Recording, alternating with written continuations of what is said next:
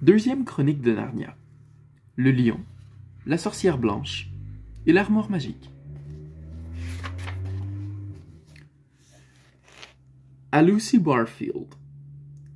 Ma chère Lucy, j'ai écrit cette histoire pour toi. Mais en la commençant, je ne m'étais pas rendu compte que les petites filles grandissent plus vite que les livres. Finalement, tu es déjà trop âgé pour t'intéresser aux contes de fées. Et quand celui-ci trouvera imprimé et relié, tu seras plus vieille encore. Mais un jour viendra où tu seras suffisamment âgé pour recommencer à lire des contes. Alors, tu descendras ce livre du haut de la bibliothèque, tu l'époussetteras et me diras ce que tu en penses. Je serai probablement trop sourd pour t'entendre et trop vieux pour comprendre un mot de ce que tu me diras, mais je demeurerai ton parrain affectionné. C.S. Lewis. Chapitre 1. Lucy regarde dans une armoire. Il était une fois 4 enfants qui s'appelaient Peter, Susan, Edmund et Lucy. Cette histoire raconte une aventure qui leur arriva lorsqu'ils furent éloignés de Londres pendant la guerre, à cause des raids aériens. On les envoya chez un vieux professeur qui vivait en pleine campagne, à 16 kilomètres de la gare la plus proche et à 3 kilomètres du bureau de poste. Ce professeur n'était pas marié et vivait dans une très vaste maison avec une gouvernante, Madame Macready, et 3 servantes. Elles se nommaient Ivy, Margaret et Betty, mais elles ne jouent pas un grand rôle dans l'histoire. C'était un homme très âgé, avec des cheveux blancs en broussailles, qui poussaient sur une grande partie de son visage, aussi bien que sur sa tête. Les enfants l'aimèrent presque immédiatement. Mais le premier soir, quand il sortit pour les accueillir à la porte d'entrée, il avait l'air si bizarre que Lucy, qui était la plus jeune, fut un peu effrayée, et qu'Edmund, qui était le plus jeune après Lucy, eut grande envie de rire et dut à plusieurs reprises faire semblant de se moucher pour ne pas le montrer. Dès qu'ils eurent souhaité bonne nuit au professeur et qu'ils furent montés à l'étage pour leur première nuit, les garçons vinrent dans la chambre des filles et tous se mirent à parler de leur hôte. « Nous sommes vraiment bien tombés !» s'exclama Peter. « Ça va être merveilleux! Ce vieux bonhomme nous laissera faire tout ce que nous voulons. »« Je trouve qu'il est vraiment adorable !» ajouta Susan. « Oh, arrêtez !» dit Edmund, qui était fatigué, mais s'efforça de ne pas le montrer, ce qui le mettait toujours de mauvaise humeur.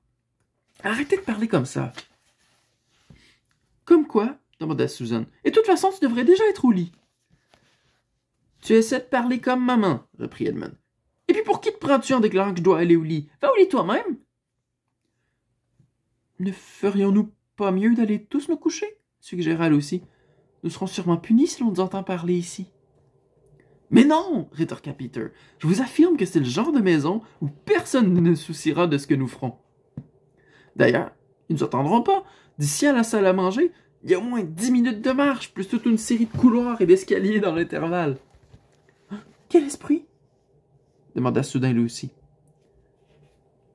Cette maison était vraiment beaucoup plus vaste que toutes celles dans lesquelles elle était allée auparavant, et la pensée de tous ces longs corridors et de toutes ces portes ouvrant sur des pièces vides commençait à lui donner la chair de poule. « C'est juste un oiseau, petite sotte, » dit Edmund. « C'est un hibou, » précisa Peter. « Ça va être un endroit merveilleux pour voir des oiseaux. Bon, je vais aller me coucher maintenant. Au fait, si nous partions en exploration demain, on va trouver tout ce qu'on veut dans un endroit comme celui-ci. Avez-vous vu ces montagnes lorsque nous sommes arrivés? Et les bois? Il doit y avoir des aigles et des cerfs, et il y aura des faucons. »« Des blaireaux, » renchérit Lucy. « Des renards, » ajouta Edmund. « Des lapins, » affirma Susan. Mais le lendemain matin, il tombait une pluie obstinée, persistante, et si drue qu'en regardant par la fenêtre, on ne pouvait distinguer ni les montagnes, ni les bois, ni même la rivière dans le jardin. « Bien sûr, il fallait qu'il pleuve, » ronchonna Edmund. Les enfants venaient juste de terminer leur petit déjeuner, qu'ils avaient pris en compagnie du professeur, et se trouvaient en haut, dans la pièce qu'il leur avait réservée, une longue salle basse, éclairée par 4 fenêtres, 2 regardant dans une direction et 2 dans une autre. « Cesse de grogner, Edmund, » dit Susan. « Je te parie que le temps va s'éclaircir d'ici 1 heure environ. En attendant, nous ne sommes pas à plaindre. Il y a une radio et des tas de livres. Ouf, trop peu pour moi, s'exclama Peter. Je préfère partir en exploration dans la maison.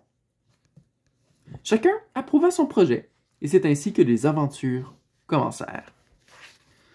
C'était l'une de ces maisons dont il semble que jamais l'on ne parviendra à découvrir tous les recoins. Elle recelait toutes sortes d'endroits inattendus. Les quelques premières portes qu'ils ouvrirent ne conduisaient qu'à des chambres d'amis, comme l'on pouvait s'y attendre. Mais bientôt ils arrivèrent dans une très longue salle ornée de tableaux, et là, ils découvrirent une armure complète.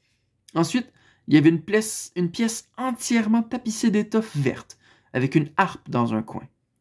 Puis, il y avait 3 marches qui descendaient, suivies de 5 autres qui montaient. Et ensuite, une sorte de petit vestibule situé à l'étage, avec une porte qui ouvrait sur un balcon. Et ensuite, une enfilade de pièces, garnies de livres. La plupart très anciens, et certains plus volumineux qu'une Bible dans une église. Et tout de suite, après, les enfants inspectèrent une pièce qui était complètement vide, à l'exception d'une grande armoire. Ce genre d'armoire dont les portes sont revêtues de miroirs. Il n'y avait absolument rien d'autre dans la pièce, si ce n'est une mouche verte, morte sur le rebord de la fenêtre. « Il n'y a rien ici, observa Peter. Ils ressortirent tous en bande. Tous, à l'exception de Lucy. Elle resta en arrière, parce qu'elle pensait que cela valait la peine d'essayer d'ouvrir la porte de l'armoire, bien qu'elle fût presque certaine que celle-ci serait fermée à clé. Mais à sa grande surprise, la porte s'ouvrit très facilement, et 2 boules de naphtaline roulèrent à ses pieds. En regardant à l'intérieur, elle vit plusieurs manteaux suspendus, pour la plupart de longs manteaux de fourrure.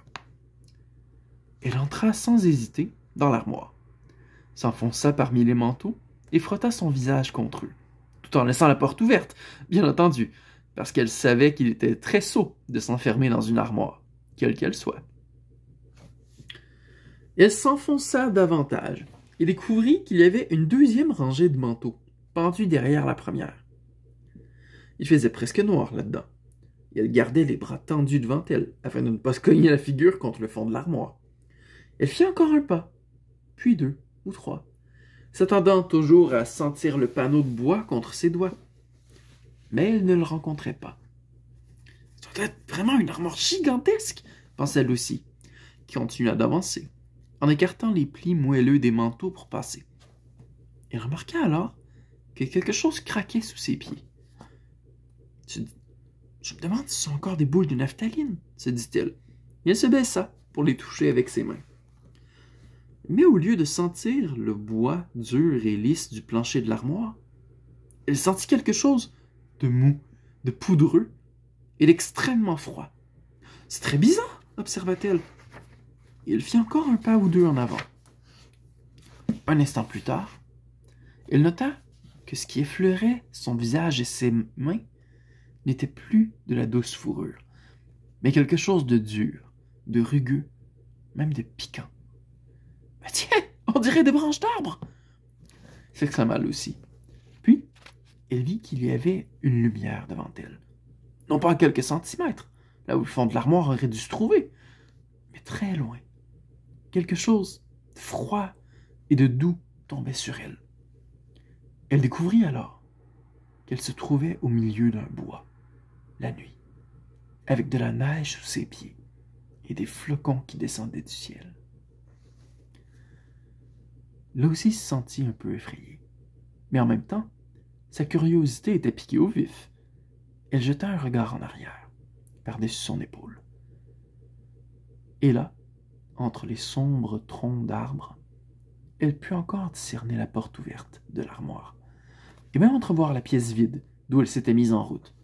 Elle avait naturellement laissé la porte ouverte, car elle savait que c'était stupide de s'enfermer dans une armoire. Apparemment, il faisait encore jour là-bas. Je peux toujours retourner en arrière si quelque chose ne va pas, pensa Lucy. Et elle se mit à marcher, cric, crac, sur la neige,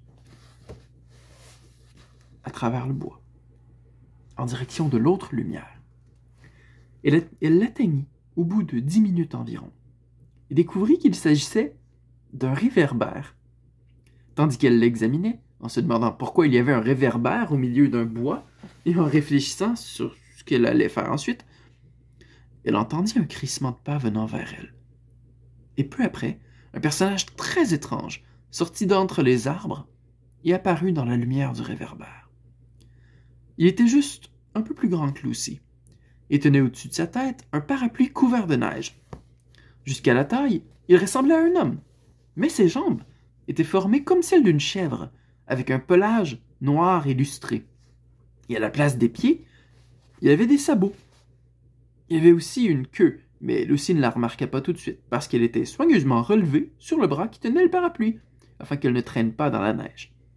Il portait une écharpe en laine rouge enroulée autour de son cou, et sa peau était plutôt rougeaude également. Il avait une petite figure bizarre mais avenante, avec une courte barbe taillée en pointe et des cheveux bouclés. De cette chevelure sortaient 2 cornes, qui se dressaient de chaque côté de son front. L'une de ses mains, comme je l'ai dit, tenait le parapluie. Sur l'autre bras, il portait plusieurs paquets enveloppés dans du papier brun. À cause de ces paquets et de la neige, on aurait vraiment cru qu'il venait de faire des courses de Noël. C'était un faune. Lorsqu'il vit Lucy, il eut un tel sursaut de surprise qu'il laissa tomber tous ses paquets. « Miséricorde !» s'exclama le faune.